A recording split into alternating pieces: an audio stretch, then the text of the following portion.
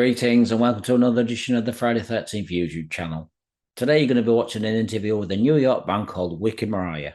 Now I've just interviewed the singer Falco, so I'd like to thank you, Falco, for doing this interview. The band have wrote some fantastic albums with previous, and they've just released an EP called Chapters. The band's debut album, however, Cycles, is a fantastic album. If you've not got it, please check it out. Originally released on Mausoleum Records. So I'd like to thank Falco for doing this interview.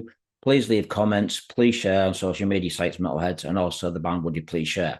Thanks for watching, Metalheads. More interviews coming soon. Thanks for watching. Be safe. Been a long time no see. How are you, my friend? Oh, look at the shirt. That's what I'm talking about. Yeah, I've just been interviewing Ben Jackson 2 days ago. Then yesterday I was interviewing Wade Black. Yeah, I've actually been messaging with both of them. They're really cool. Yeah, Wade sends his regards. Oh, beautiful. Oh, excellent. So it's been a long time since we spoke. I mean, we met back in '97 in New York, if you remember. You were playing a club somewhere. Yes. I just happened to be on vacation. Then we met at the Power Mad Festival. God rest Keith's soul. No, I was like, so we met twice in the same year. Yeah, that was another lifetime ago, but we're all still here. We're still doing it, which is great. 36 years for me with Friday the 13th. I know. I love it. You were one of our earliest and biggest supporters, so it's just amazing. It's amazing. Yeah, I don't know if you know, I'm working with Anvil now. I'm drum tech for Rob Reiner. Yeah. Oh yeah. I followed you when you were all out there playing. I'm like, this is great. That looked fun, dude. If you need a drum tech and you're out in Europe, let me know, man, because I'm available till September. Well, let me tell you, that's one of our biggest, some of the obstacles that we've been finding. The reaction to the EP has been phenomenal. I mean, we've been blown away by the compare. Some people are saying they feel it's as good as like what Cycles left off as, and because we really went back to kind of like what we really do on this one. But yeah, in U.S. radio, we hit #2 on the top metal charts and stuff about 2 weeks ago. But booking agents, we're finding it a little difficult to pop on a festival or something. And it's we're still pushing. We got a lot of feelers out there, but we trying to make sure everybody knows that we're willing to do what we need to do if we have to get on a festival. We want to get over to Europe and play. Well, Lou, you need to get hold of Thomas at Headbangers Open Air. Okay, yeah, maybe we'll talk. It's a very small festival. It's somebody's back garden with a stage. I don't know if you know about it, but it's fucking brilliant. I've been 3 times now, and it's like old school metal. Well, we just want to play. I mean, the guys. I'm in South Florida. Everybody else is up in New York, but the guys are coming down end of February. We got 2 days of rehearsal. Then we're doing 3 dates in South Florida. First time all of us on stage in over 25 years. It's gonna be wild. Wow. So is this going to be like, because the last time we did interviews for the first album, that was when it was the Friday 13th fanzine back then. Right. So it's like, my God, where do we start? So I'm going to ask you some questions because a lot of people won't know who you are watching this on YouTube that are subscribed to my channel. So first of all, Lou, I'm going to ask you some warm-up questions. I'm going to ask you, first of all, as a singer, who inspired you to become a singer? Was anybody in your family that were playing any instruments, or was vocals your first instrument? No, I never thought I would do this. I mean, I was a performer. I mean, in school I always did like the plays, and I was a ham. And as I've said a couple of times, in certain interviews when they asked me, I wasn't even supposed to be in the band. I mean, I was the friend who, I was like, yeah, I'll promote, I'll have some fun, and when the band got a bunch of songs together, it was Mike and John. Their brother James was the original drummer, and a friend of ours, from school, this guy Steve, he was going to sing and do and play guitar. And they had learned about maybe 10 songs from what I remember. I mean, guys, ages ago. And right before they were about to go on, I hung like a bed sheet for a curtain. We had like 10 friends in the basement of John and Mike and James's parents. That's where they rehearsed. And right before they started, Steve goes, "Nah, I don't want to sing. He like got stage fright, whatever, we were a couple of girls. I mean, we had to be like 13, 14, maybe even younger. Yeah, around 13, 14. And he didn't want to sing. So everyone looked at me and went, "You know the songs." And I'm like, "I can't sing." I was like, "Are you kidding? I can't." They're like, "Doesn't matter. You're a ham. Have fun with it." So I went up, I grabbed the microphone. I was beyond terrible. And then the final song we did, what I remember, it was Paranoid. And John and Mike's parents had an ice bucket that had an owl, and the head came off. I went over and grabbed it, took the head off, bit it like I was Ozzy with the Paranoid. And that was it. I was in the band. Wow. So, and I took lessons. I didn't take lessons for a while, and then I did because I realized I was horrible and I didn't really know how to sing at all, and it took a couple of years for me to, actually realize this is a craft. But then when I, really started understanding it, and then starting to listen, I always liked Kiss and Van Halen. David Lee Roth to me he was an entertainer. He was a performer. Paul Stanley was a performer. But I was, I didn't know really music. I had heard Led Zeppelin on the radio. My cousins listened to it. But then when I started expanding and listening to other, music, and when first time I heard Neon Nights, and actually before that, I mean, I had heard Man on the Silver Mountain, but I, didn't know it was the same guy because I really wasn't into it. But then when I heard Neon Nights with Dio with Sabbath, and I just was like, whoa, and then I really started enjoying singers and vocalists. And then as time went on, and especially working with Jim Morris, I mean, Crimson Glory, Midnight, I mean, my God, and Sabotage and all that kind of style of vocals, Jeff Tate, I was like, this is wild. Mike Howe, Metal Church, and David Wayne originally. I mean, he was rest in peace, both of them. Yeah, both of them. Both of them. Two people where we'd listen and I'd be like, wow, how do they do that with their voice? Like, it was, everyone had such a unique voice, and it took me, I feel, my later years to actually really find the voice that I kind of have now, which was pretty cool. So I mean, you obviously influenced by Rob Alford as well. And what about people like Biff Byford from Saxon and the lots of obscure people? What do you think of those sort of people? Well, I dig a lot of their songs. Another one with a unique voice. There was, in our town in Valley Stream, we grew up on Long Island, there was a record store called Slip Disc Records. Yeah, I went there when I was in New York. That's yeah. He actually bought some magazines off me, the guy who ran it. Yeah, Mike. I mean, Mike was always a big supporter of ours, always had like our stuff displayed and everything. But this was the place where you'd walk in and it'd be like, who are these bands? And then, and they'd have record signings. I mean, and across the street was a theater called the Rio Theater, which we had played our first gig. But Metallica played there, Slayer played there. And you'd get Wasp and Queensryche and Rat coming to do, Wendy O. Williams coming to do record signings. And there was a couple of college stations. One was WCWP, and it was on the weekend, but they'd play Saxon, Accept stuff. Again, I was kind of just like, I always said I was kind of like vanilla. I was like, oh, I like Kiss, I like this, or I like Motley Crue, but then when I started, other guys I went to school with were like, did you hear this? Did you hear that? And I remember going to see a friend's band playing. They started this song, and my friend, they did Queen of the Reich, and my friend hit this scream, and I'm like, what is that? And I got into, like I said, it just continued. And then, Priest, I knew one or two, knew the songs, but then, excuse me, you start listening, and then you start listening to like the live stuff and like Unleashed in the East, where Halford was just, insane vocally. And that really got me, just excited about, vocals and stuff. Right then. So Lou, what was your first band before Wicked Maraya? There was none. No, really? This was it. Yeah. The incident in the baseball, Mystic, we were called Mystic, but I've, for original music, I've only ever played with Mike and John. We're the same three from early 1983. We're still the same guys. Right then. So when did the band actually form? Because your first album came out in 1994, Cycles, on Mausoleum. Yeah.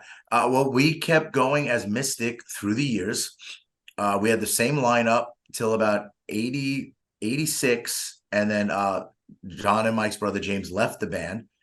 And Rob, who's with us now again, became our drummer for a while, because he was one of the guys in our hometown that, I mean, the guy could play double bass with a single foot. And back then, no one did that. It was insane. We'd play Red Hot. It was me. Yeah. Oh, you? I love it. I tried a little bit. I dabbled with it. And I mean, he would come in he would come in, we'd do Red Hot, and he would just and we were like, whoa. So he was in a rival band, but it was still cool. We just became all good friends. And, so he was with us for a bit. And we had, after that, we had a couple of different, incarnations, and we were still Mystic. And then in 1988, we auditioned Knack, who was, our drummer up until just recently. Yeah. And we couldn't, John had switched to guitar because one of their cousins in the band, Rich, was playing bass for a while, but he didn't stay in the band. And then Dan was like, he was living in Pennsylvania. He's like, I'm coming to Long Island. He's like, I'll finish high school in Long Island. I want to be part of this band because we were doing decent stuff around the area. And that's how we solidified that lineup in 1988. And it was basically the same lineup up until the past couple of months ago when Knack, chose not to be part of, the Chapters project and everything. And we got Rob back. But so from 1988 to 2023, same lineup. And we had signed to this small label that was started up by some attorney who wanted to be in the music business, and they had some money. And they were like, we like your stuff. We're going to send you to Mara Sound Recording to record what was Lifetime in Hell. I love the banner you have behind you. That's so cool. Yeah, it's cool, isn't it? the computer graphics. I know I got the Chapters and you got the Lifetime in Hell. I love it. And we're like, and originally it was supposed to be Scott Burns who was going to produce us. Oh, really? What, for the album? Yeah, they were talking to Scott Burns, and we started listening to some of Scott's stuff, and we were like, this isn't us. I mean, we were heavy, and then they're like, well, there's another producer there who Scott, I think, said would be better for you. And they said he'd done Sabotage and Iced Earth and Crimson Glory. And we immediately, I knew definitely of Sabotage because I always had said I loved the song Sirens. Yeah. And I liked how the vocals had the effect and the echo. And I said, man, I would love to have stuff sound like that. And then I find out we're going to be in the studio with the producer who did that. And we changed our name because Mystic, they were like, we need something better. And we couldn't come up with a name. And somehow Wicked Maraya we were throwing 1,000 names around one day at the rehearsal studio. And it stuck, Wicked Maraya. We're like, okay. And then we went down to Morristown, and that was the beginning of where we are now because, everything before that was just, random demos. We did stuff on our own. But once we got with Jim really formed our way of thinking. And for me, especially, showed me what I could really do with my voice because I had no idea what I could do.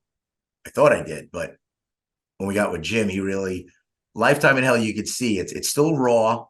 It's a little more, metally, a little thrashier in some parts too. But you could start to see some of the stuff that would be coming, which ended up being Cycles with harmony guitars and the different vocal sounds and stuff. And it was an exciting time, way back when. So, the first album, like you said, Jim produced the album. Was Tom involved as well? Because them two brothers worked really well together, didn't they, back in the day? Oh, yeah. It was amazing, Tom, not so much. But, it was his studio, but he was always popping in. But it was really Jim, I could say. It was Jim, in just every aspect. And we really, just the stuff that he would suggest or so be like, hey, I think you could do this. Try this. And we'd be like, oh, we didn't even think of that. And then we'd start coming up with ideas because you'd see his way of thinking. And he was brilliant. Really just brilliant. And you could see the influence. And then when you start going now, then we'd start listening into Crimson Glory and Sabotage. You'd see how he'd sprinkle his influence on that or Iced Earth and stuff. And it was really cool. So if you had to use Scott Burns for the first album, it could have been a cross between Crimson Glory and Obituary. I know, right? Who the heck knows what it would have sounded like? It was, and Scott was always so cool too. Yeah. We were at the studio, but it's interesting because who knows where we would have went? Maybe we would have been the same. Maybe it would have been different. I don't know. Because we had, there were times, right before we did this, and I've said this in a couple of interviews, we did have some thrashier songs, and even a lot of the demos for what turned out to be No Hope for Humanity, which is another story, which we'll probably get to. But the demos for No Hope for Humanity were nothing like what the album turned out to be. They were heavy. Wow. Really heavy. Some of the songs. Talk about that in a minute, Lou, when you can tell me a little bit more about that. But if Scott Burns had done one song from the first album, Cycles, you could have kind of got an idea what his production would have been compared to Jim. Which one I think he should have done?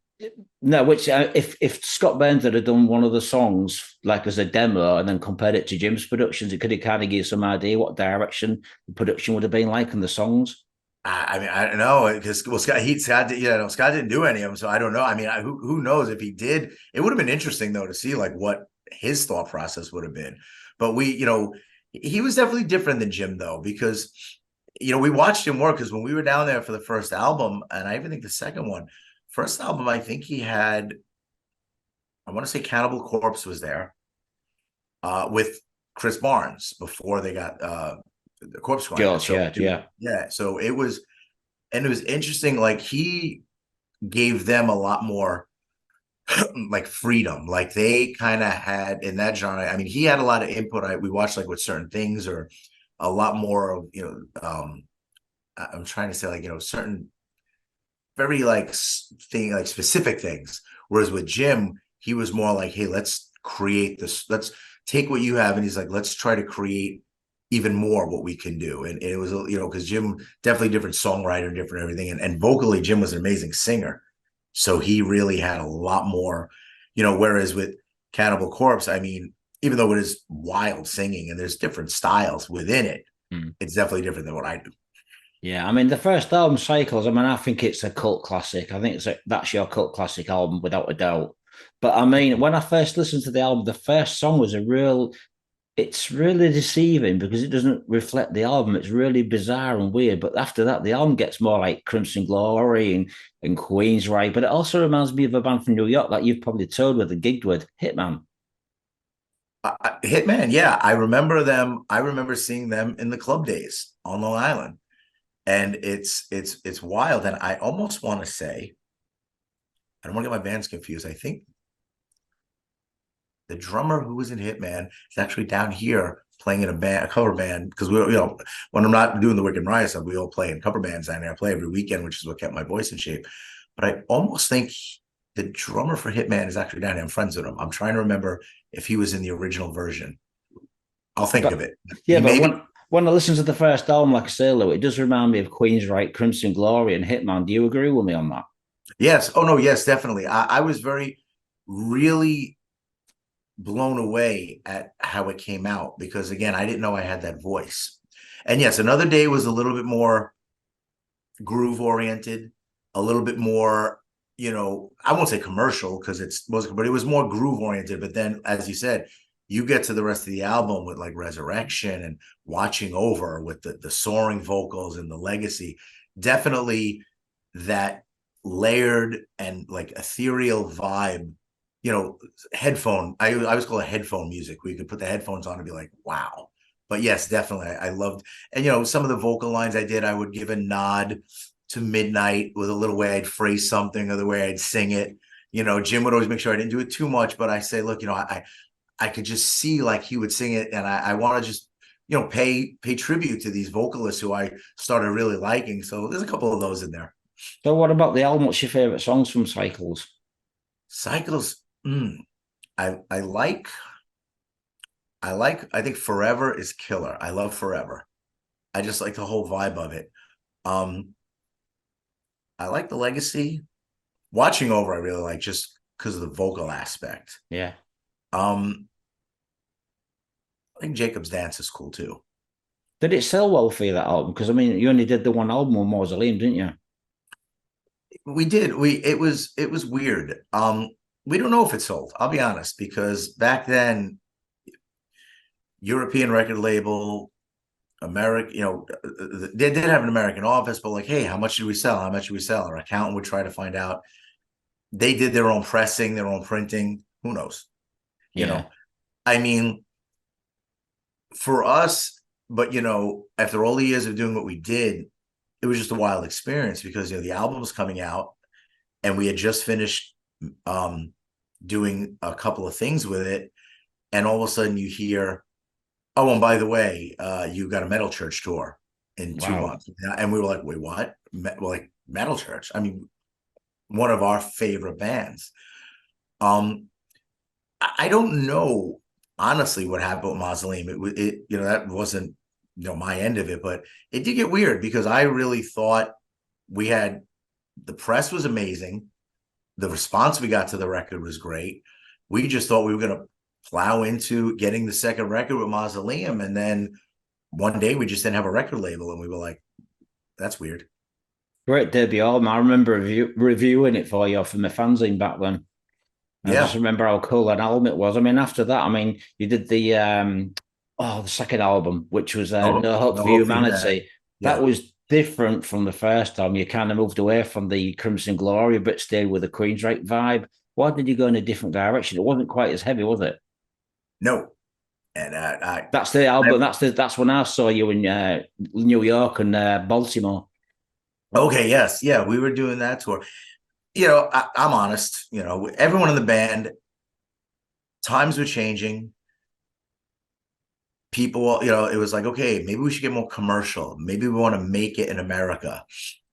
And as soon as you start writing or trying to write or doing music that's not what you do, from the heart, you've already shot yourself in the foot.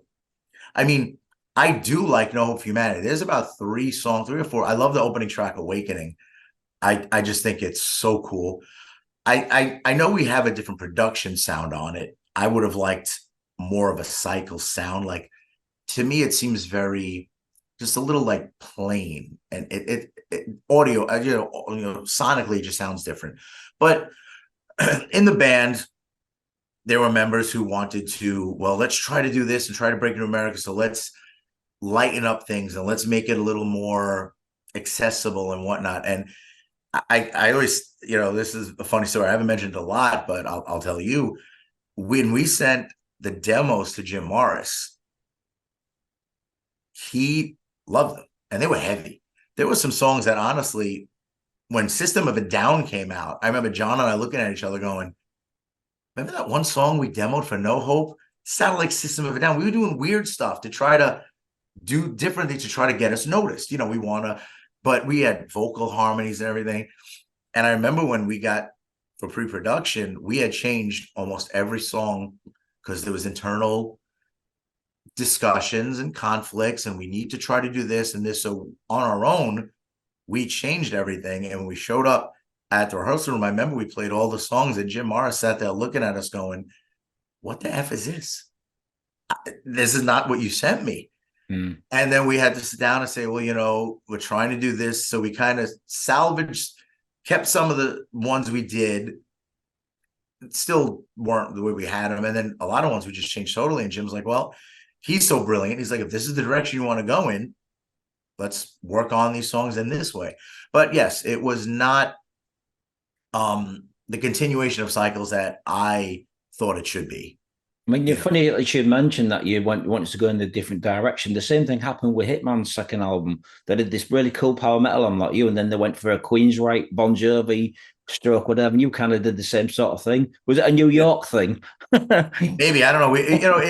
I think it's a thing of like, God, we got to make it. What are we doing? We have to try to make it. And excuse me, it just doesn't work. It doesn't. So what songs from the No Hope for Humanity were your favorites? Because it was released on Rising Sun, wasn't it? Yeah, I mean, it was cool. I mean, they brought us over. We toured, which was nice, you know, which was great. You know, who did you tour with? Yeah, we went over. We went over to Europe and we toured with Skyclad. Oh, bit of a weird thing, because I remember seeing Skyclad in England with Conception, and that was kind of a weird vibe. Yeah, not the sort of thing you'd expect. Not the sort of thing. It was wild, because it was definitely weird, because it was like, this is an interesting bill, but we got along great with them, and it was great crowds. It was fun, you know. I love Awakening, the first song. I really like the song Fade Away. I even think we could have done more with it when I hear it now. And I actually like Dear Friend, because it was the first time we did something a little off the wall with like it's like percussion, and it's just kind of like different from what we did back then. It's almost like a Wicked Maraya, my vocals. I was like, it's Tori Amos kind of weird thing, you know, but we wanted to make it interesting, and we almost didn't do it. Jim was like, I don't know if we're gonna have time, and I don't know. But that song actually did get a lot of good response. It was totally different, but those 3 I really like on that one anyway. And Awakening, when we used to play it live, used to go over amazing. You know, you'd start with the acoustic guitar, and it sounded big, so it was cool. Did it sell well, the second album? Again, You've it's no probably idea. horrible to say this. I couldn't even tell you. So, I mean, what's it like having two brothers in the band with like John and Mike? What's it like? Are they still do they still get on well together, or do they clash heads after all these years? Oh yeah, well we always do. It's funny because everyone says they're like we're a family. I've known them since I was in kindergarten. So we basically, and Dan was their cousin. So during all this time, we're like a family. I mean, we could say anything to each other. We'll fight, and and we will, but it was always for the benefit of the band. There was never anything personal. It was, we feel we should do this, we feel we should do that. Two guys want this, three guys want this. You know, people who see us are like, you guys are nuts, because we're just like families with brothers will fight, and then 2 seconds later everything is normal. So it was interesting time. Now, I mean, again, like I said, it was for the band, but I mean, we always came together, showtime. We had a blast afterwards. We had a blast. Now, I think we're all closer than ever because, and I know we'll get to it, but when we started Chapters, we all looked at each other and said, we are doing what we do. We're going to, whoever's going to write, anyone who's contributing, we're going to write what we do, which is why Chapters sounds like it sounds, which a lot of people, most of our reviews and interviews said it sounds like what should have followed Cycles. Yeah, I agree. And that's why, because we said, okay, we're not trying to be that band. We're not trying to sound like that band. We're not trying to lighten up. We're going to be Wicked Maraya. And which is why we brought the Wicked back for the Lifetime in Hell. When we did Counterculture, isn't it interesting? Did you even get to hear Counterculture? I've got it. I was just about to ask you about that album, the third album. You moved away, even more away from the last album, No Hope for Humanity. You went in a different direction. And I've noticed you've re-released this with kind of like a typo negative cover with two women. I've got the original CD that you sent me.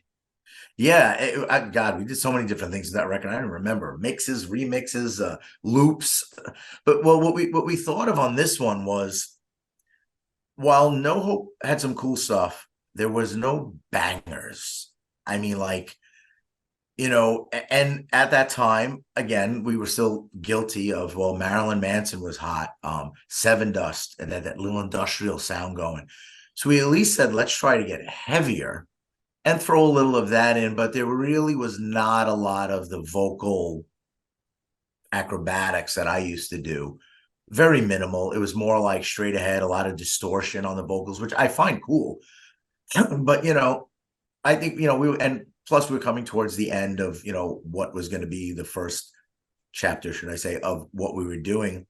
But some of those songs, man, live would kill. And I remember when we toured with Skyclad, we had Counterculture written and we played it in Europe, and people were going nuts, like headbanging. And they were like, where is this? What album is this song off of? Like, we didn't even record it yet, but we had written it and we were playing it, and it went over well. But yes, definitely again, another different sound.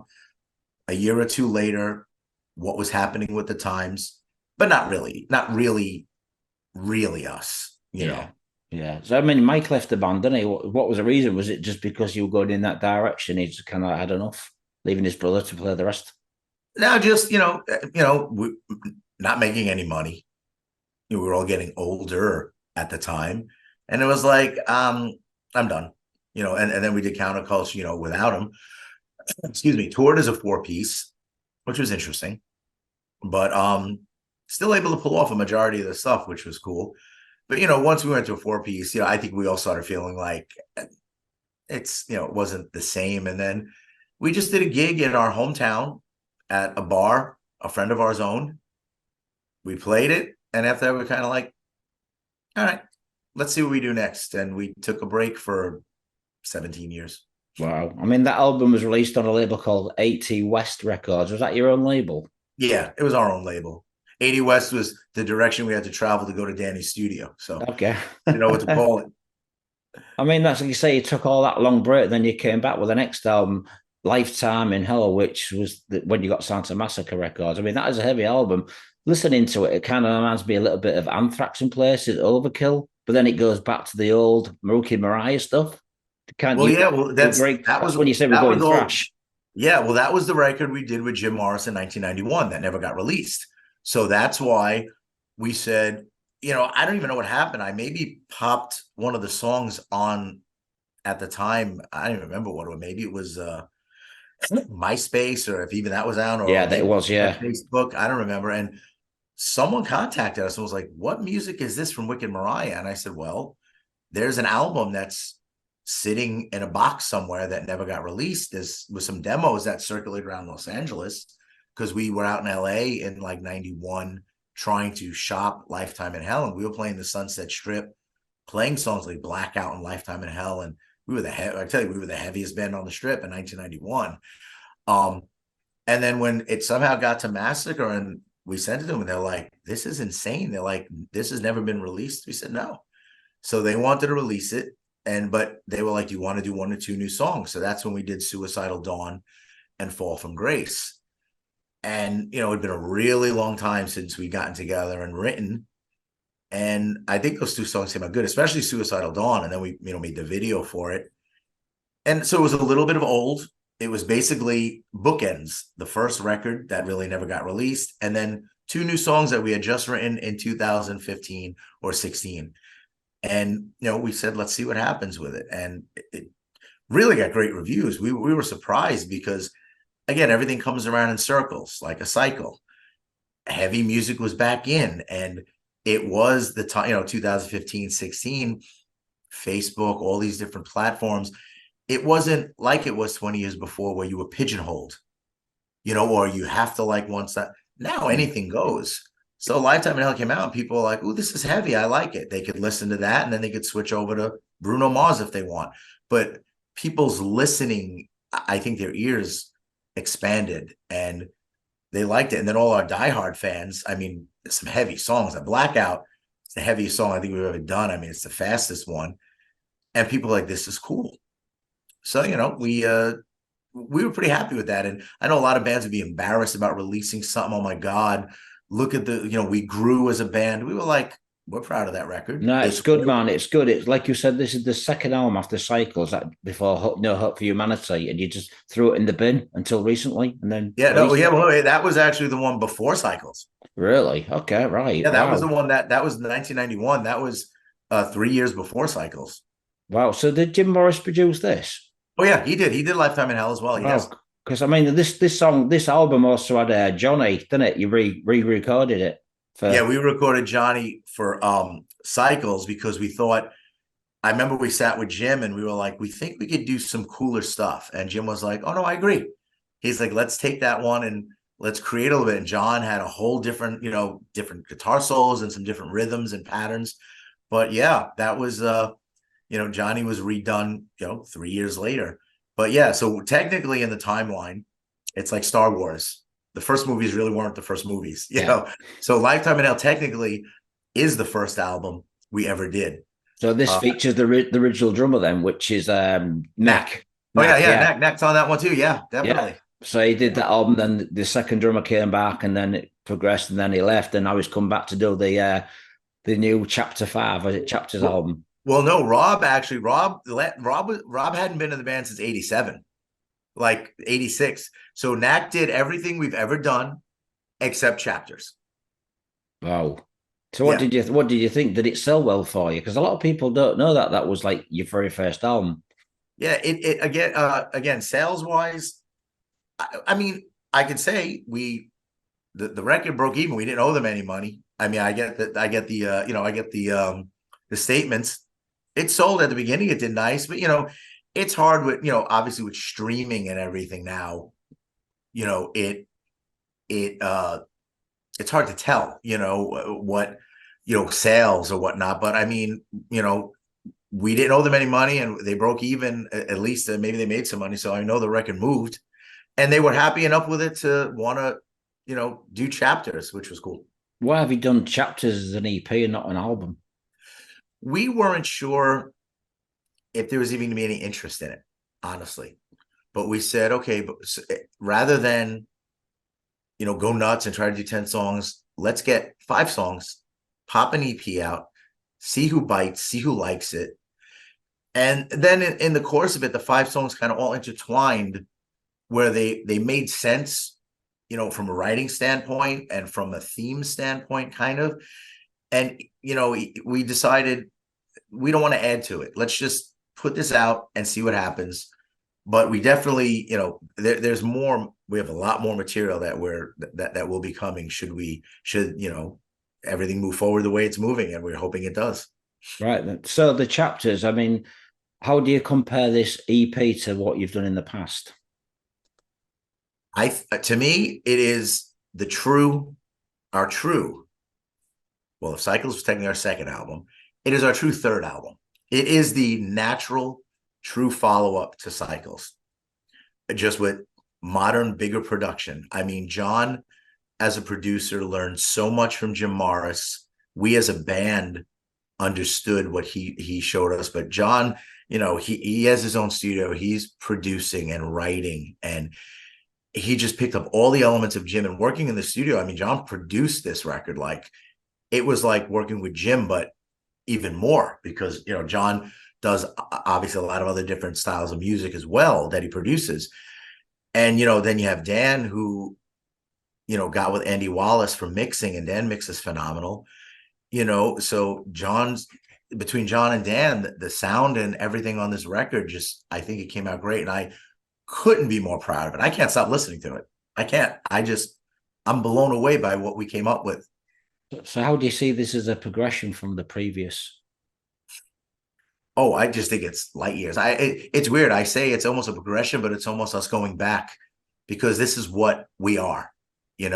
This is what we are. So would you class No Hope for Humanity and Culture album as not Wicked Maraya? You'd say the first two, this album behind me, and then the EP. So you discard the other two albums, kind of?